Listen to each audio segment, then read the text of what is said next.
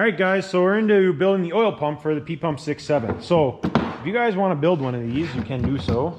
You'll need the easiest way that I have found. There's a couple different ways you can do it, but this is the way that I do it.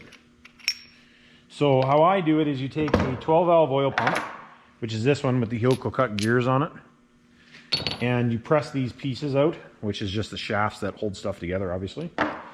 Now what you have to do is you have to press the shafts out to get the gears, and then you do the same thing on this one and swap these gears over.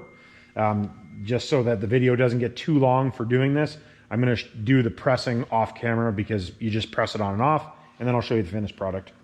So this one pressed apart, and then I'm going to go press these ones off, switch them around, and then I'll show you when we're done. All right, guys, so we're back from the press here now. So basically all I did was, like I said, you just press this gear and this gear. You need to make sure you leave a little bit of play in there, up and down on both of them, because if you don't, then you'll have seizing issues. But that's literally all it takes to do one of these pumps. I've done this way, I don't know, a bunch of times. Something that you do want to be careful about though is, so on this one, this is a factory pump. There's no key in here. And on this pump, which is made by Melling, this is actually keyed. So for you guys that have been watching the channel forever, my race truck actually had an oil pump failure. And it was actually this side, which I had never pressed off because I always press this side off, spun inside here and wiped out a connecting rod and the crankshaft. So anyways, just be careful. If this isn't, I would recommend to either weld it and grind it flat, or key it, whatever you're gonna do, that's fine.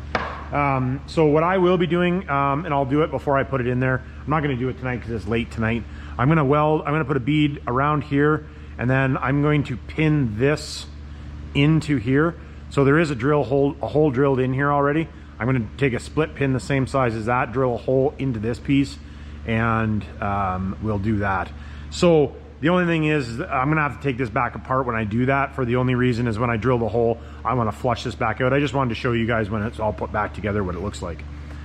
So something that I do want to note, when you're putting these back together, if you look, there's this oil hole here, and on the back side of these pumps, you can see inside, I don't know if you guys will be able to see in there, but there's a hole inside there. So the system is actually pressured. So the oil will flood inside of here, which keeps, I don't have the gear here, but this gear oiled on the pump.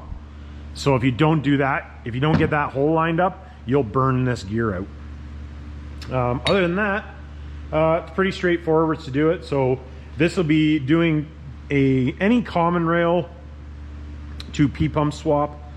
So if you're using a common rail 5.9 block or 6.7 block, you'll have to do this. There is other ways to do it. This is just the way that I do it. Anyways, we will catch you on the next one. Like, subscribe, hit me down in the comments, and have a good one, guys.